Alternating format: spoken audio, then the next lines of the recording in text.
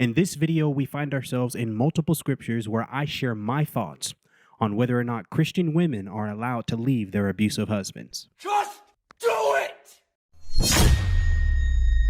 Hey there, I'm Rob Lee. If you're new here, welcome to my channel. And if you're already subscribed, well, welcome to another video. Before we get into the video, though, just a couple housekeeping rules I want to go through. First, consider smashing that like button for me. I would definitely appreciate that. That's how I know I'm doing a good job.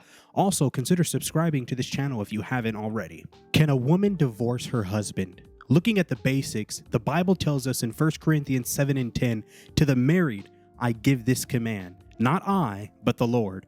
A wife must not separate from her husband, but if she does, she must remain unmarried or else be reconciled to her husband, and a husband must not divorce his wife.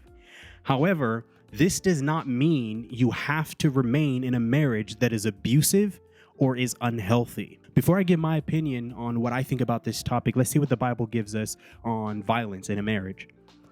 When Paul says, husbands, love your wives as Christ loved the church in Ephesians 5 and 25, he is excluding every attitude or behavior that makes a husband devalue, humiliate, belittle, or emotionally or physically abuse his wife.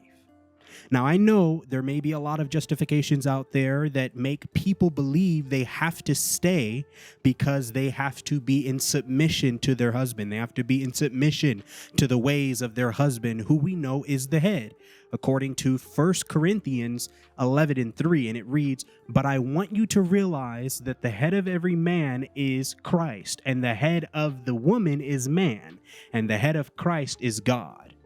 Now, the head is another way of saying the lead or the leader, but the leadership the Bible is referring to is influence rather than control or power that a man can have over you. So if the influence isn't godly, or if the influence is not pleasant in the eyes of God, I say, this is just me, I say that you have every right under grace to remove yourself from that situation. Now, there are other things that you can do, such as seeking counsel and praying and going to prayer and God and letting God and others know what you are experiencing. But for those of you guys who are looking for just a dry, just give me an answer, am I in the right to do this? I'll say it once more. You are free under grace to remove yourself from that situation.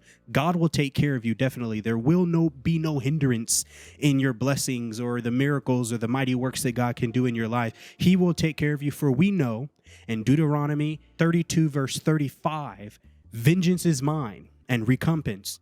Their foot shall slip in due time, for the day of their calamity is at hand, and the things to come hasten upon. Now, I'm not saying that we're just supposed to go off and wish harm and wish bad things upon the people that are doing bad to us, because there's other places in the Bible, and we can get into that in other videos, but there's other places and other points in the Bible that explains to us how we're supposed to be, even though people may mistreat us, even though people may disrespect or offend us or abuse us. There are ways that we're supposed to be to them because of how God is to each and every one of us. The reason why influence is so important in that leadership role is because if you are in an abusive situation, or if you're in a situation where you're being belittled, or you're being mocked, or you're being mistreated, or they're being too harsh on you, what that essentially means is that the influence that you are being taught is to learn how to be harsh and to learn how to be rude and to be belittling to other people and things of that nature. So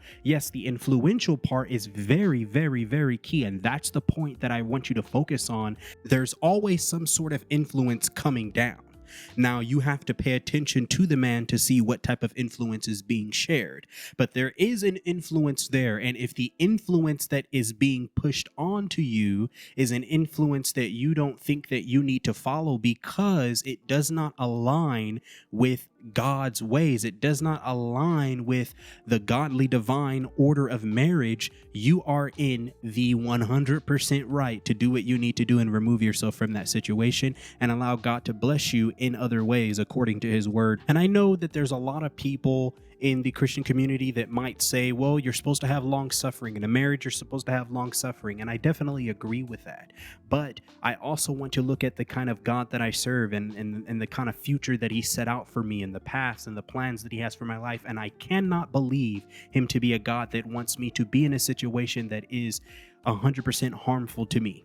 Okay. And since I understand that, and since I firmly believe that by faith, I will always remove myself from places, from people, from things, from situations, from conversations, whatever the case may be. I will remove myself from those things because I do not want to be a part of something that can be hurtful to me, therefore hindering me in the future and getting to where I need to be in Christ on a daily basis. I'm hoping that this was definitely something that you were able to take from this. I'm hoping this is something that was useful and helpful to you. But above all, if you definitely find yourself in any danger, I would definitely just tell you to seek out for some help. Let people know. That's most important, so people know what you're going through. A lot of people are fighting in the dark, and I want to pray with you here, and also all the rest of the subscription family here on this channel, sending out prayers to you guys who may be struggling and people who may be going through, and just praying that God will meet you right where you're at and touch that situation, that you can get some deliverance and some healing and whatever it is that you may be going through. Hey, thank you guys for watching this video. Until the next one, I pray for you and you pray for me.